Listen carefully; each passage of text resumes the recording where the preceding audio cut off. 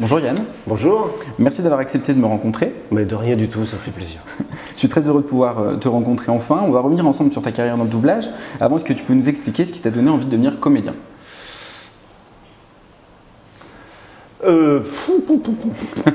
En résumé. Si, ouais, je me rappelle, j'étais au lycée, j'avais, je sais pas, j'étais un peu au fond de la classe et il fallait qu'on fasse un spectacle de fin d'année dans un village. J'avais eu le premier rôle et j'étais super fier, super heureux. Et ça m'avait trotté dans la tête en me disant, waouh, c'est génial et tout. Et puis après, des rencontres. Voilà, des copains en classe qui voulaient faire du théâtre et parce que j'étais très copain avec eux, je me suis dit bah, pourquoi pas. Voilà. Mais après des gros coups de cœur d'enfance sur ce métier, j'en ai eu plein, mais c'est pas forcément ça qui m'a donné envie de devenir acteur. Ok. Du coup, à quel moment le doublage est arrivé dans ta carrière? Le doublage est arrivé dans ma carrière, réellement, concrètement. Avant, j'avais la première fois, c'est une directrice artistique qui s'appelait Fabienne Orin, enfin qui s'appelle toujours Fabienne Orin, mais qui, je crois qu'elle travaille plus dans le doublage. Et en fait, je jouais au théâtre à Paris, et voilà, et à la fin de la pièce, elle est venue me voir en me disant est-ce que ça vous intéresserait d'essayer? J'ai un film la semaine prochaine avec Jack Nicholson, il y a un flic à faire, j'aimerais bien que ce soit vous, tout ça. Je me suis dit, mais pourquoi pas? Et je m'étais doublé, moi, quelques fois, très rarement, parce que quand on fait un peu de cinéma, voilà, de temps en temps ça arrive, mais c'est très rare. Je l'avais fait une fois avant, je crois. Et c'est un exercice complètement différent, quoi. Ouais. Donc j'y comprenais rien du tout. Et juste pour la petite anecdote, c'était un pilote d'hélicoptère, un flic avec un haut-parleur et qui faisait comme ça. Et donc en fait, je n'arrêtais pas de mettre ma main dedans comme ça. Donc en fait, ça s'est très vite arrêté. Ils m'ont dit non, mais c'est bon, tout ce qui est bruitage, l'hélicoptère, la radio, on s'en occupe. Toi, tu t'occupes juste de la voix. Je fais ok. Voilà. Et puis voilà, c'était une super expérience. Mais pendant des années après, j'ai pas du tout fait ça. D'accord. Et un jour, j'étais au théâtre sur une pièce sur un Shakespeare. Et puis j'ai rencontré celle qui allait devenir ma femme à la ville et qui faisait, elle, pas mal de doublage. Et voilà, donc je me suis un peu intéressé à tout ça. Puis au fur et à mesure, ça s'est fait comme ça. D'accord, Ouais. ok. Depuis, on a pu t'entendre sur un grand nombre de comédiens. On va en parler, enfin je vais te parler moi de ceux que j'ai vus, principalement dans les séries. Donc par exemple, tu nous as fait beaucoup rire sur le personnage de Rogelio de la Vega, interprété par Jamie Camille dans la série Jane the Virgin. Ouais. Ok, en tant que producteur, je trouve le réalisateur brillant. On a encore beaucoup de prises à faire pour boucler la journée, alors... Oh, je serai très brève. Vous avez explosé le budget et pris bien trop de retard. C'était votre dernière prise. Quoi? Est-ce qu'on t'a fait passer un essai pour ce rôle? Eh non, pas du tout. Non, c'était un personnage qui avait, au tout début de la série, qui avait vraiment 20 ou 30 lignes, et j'en parlais tout à l'heure. La directrice artistique, qui est donc Laura Préjean, qui m'accompagne dans la vie, en étant à la maison, elle n'avait pas du tout d'idée sur ce personnage. Elle me dit, tu veux pas venir après-demain, parce que j'ai un truc, je sais pas qui le donner, tiens, tu pourrais aller dessus. Je fais, ouais, bah écoute, avec plaisir. Voilà, mais il avait vraiment 20 lignes, donc c'était le père. On savait pas, d'ailleurs au début, que c'était le père. Voilà. Ouais. Et après, non, on savait pas, je crois, ça. Non, au début c'est juste le personnage. Et après, c'est devenu Rogelio de la Vega. Rogelio de la Vega. Rogelio de la Vega. Rogelio de la Vega. Rien du tout? Désolé, monsieur. Ok. Est-ce que Rogelio est pourtant un personnage facile à jouer, justement, puisque au début c'était pas prévu de le faire autant? Ouais, non, autant présent. Alors facile, oui et non. Facile, parce que dans l'humeur et dans l'énergie, que moi j'adore ça, et j'adore j'adore quand il y a de l'humeur. Moi j'adore l'humeur, je trouve que c'est super. Donc quand tu as des personnages comme ça, il en fait beaucoup, et forcément c'est une grande récréation intérieure. Alors après il faut que ce soit, essayer d'être juste et tout ça. Techniquement, c'était une grosse galère. C'est super compliqué parce qu'il va très vite et parce que j'ai une approche de la synchro que j'adore, mais c'est un vrai travail technique sur lequel moi je suis un peu moins à l'aise que plein de copains. Et donc pour moi, je me rappelle que oui, j'ai eu quelques tunnels à passer. Voilà, j'ai un peu souffert sur l'aspect un peu technique de temps en temps, quand ça va très très vite, il y a des ruptures de partout. Mais par contre sur l'humeur, oui, c'était assez apparemment facile pour moi. Et voilà, donc j'étais content je le retrouvais facilement en tout cas, voilà, ouais. c'est ça. C'est que en fait, voilà, il fallait avoir la patate, hein, mais c'était une grande récré. Ouais. En tout cas, ça collait vraiment bien.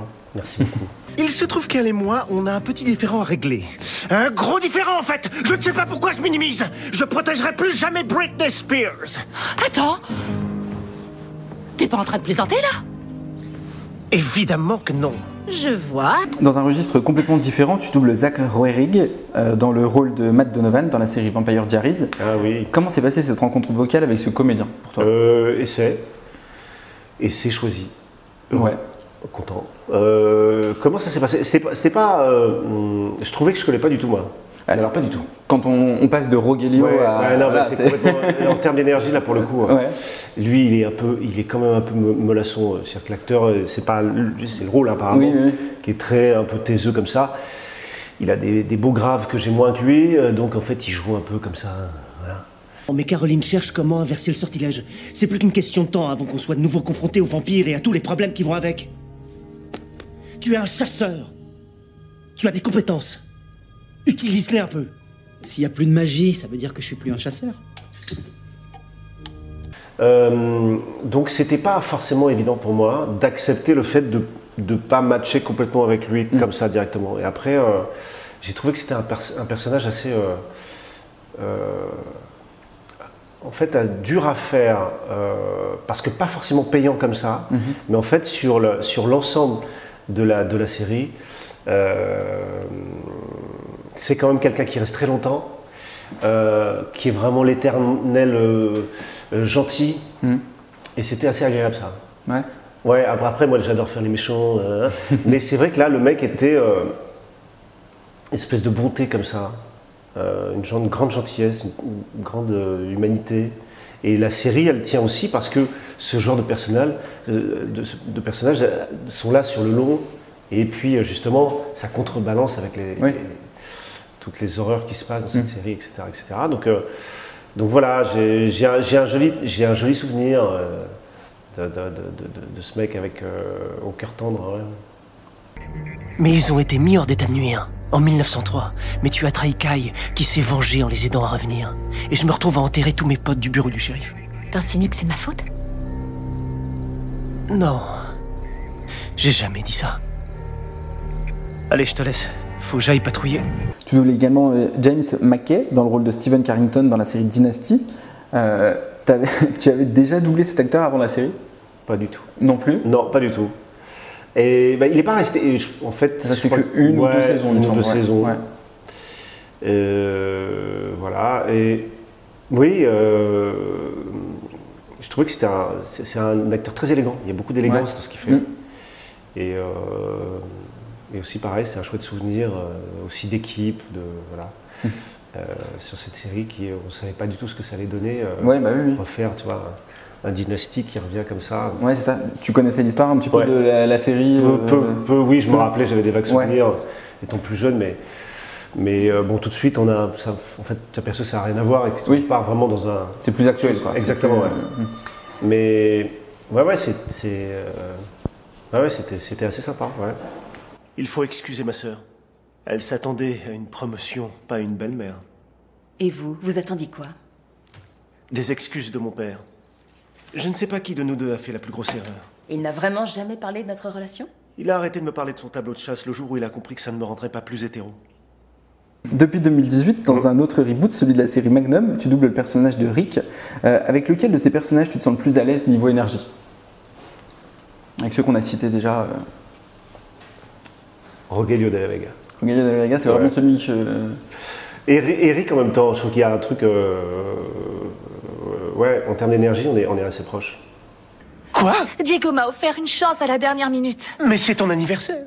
Il y a 40 colombes qui t'attendent pour être libérées. Oui, je sais, mais je dois lui prouver que chanter est ma priorité. Xiomara, un autre soir. Mais il me l'a proposé ce soir. Mais j'ai besoin de toi à la fête. Ouais. Les deux se ressemblent, enfin, se ressemblent pas du tout dans le style de jeu, mais dans le rythme qu'ils ont. Parce que Rick, c'est à la base sur la première saison de Magnum qu'on a faite. Là, c'est quand même le petit rigolo de la bande, quoi.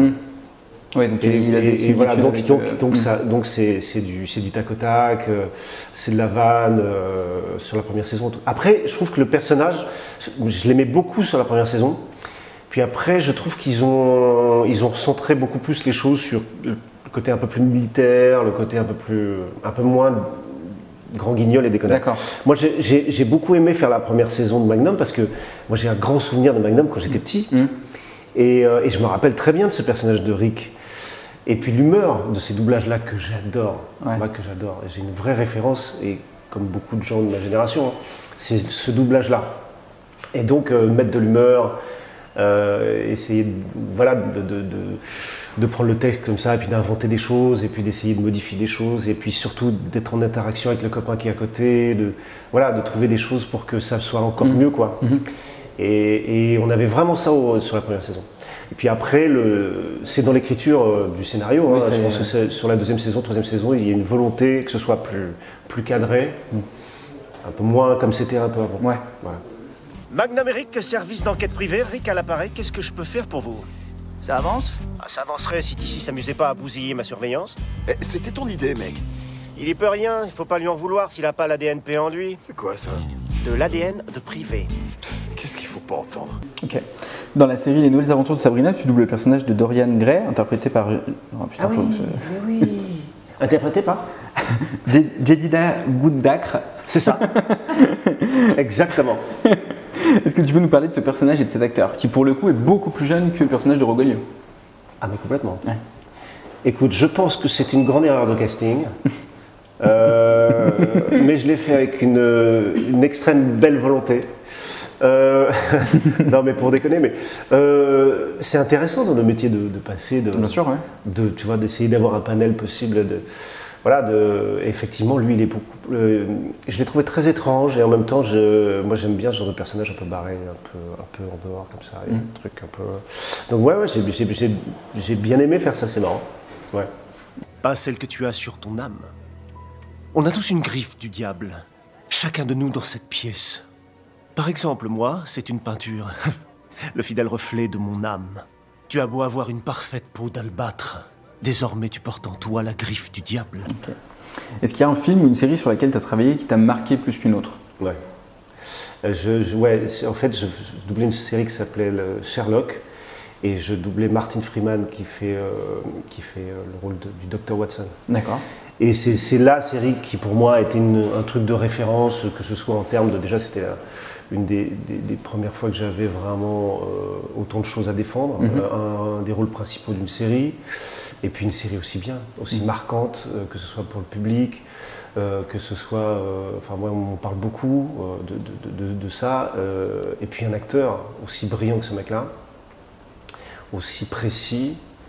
Et puis, comme on le disait tout à l'heure, il y a des évidences des fois, et apparemment dans l'énergie c'était très évident.